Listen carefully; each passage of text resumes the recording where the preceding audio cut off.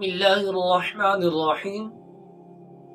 حضرت سیدنا عبداللہ بن عمر رضی اللہ تعالی عنہما سے روایت ہے، حضور صلی اللہ علیہ وآلہ وسلم نے فرمایا کہ 3 آدمی جتنا بھی کھا لیں ان سے کوئی حساب نہیں ہوگا، بشرطے کہ وہ کھانا حلال ہو۔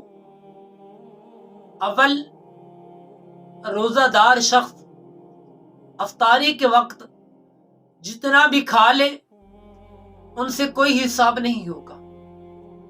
دوسرا، حضور صلی اللہ علیہ وآلہ وسلم نے فرمایا کہ سحری کے وقت روزہ دار شخص جتنا بھی کھائے گا اس سے کوئی حساب نہیں ہوگا۔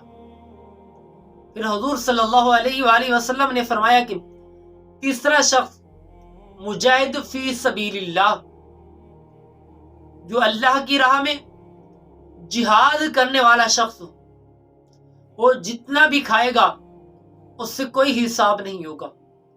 دعا ہے اللہ تعالی ہمیں اللہ کی راہ میں خرچ کرنے کی توفیق عطا فرمائے۔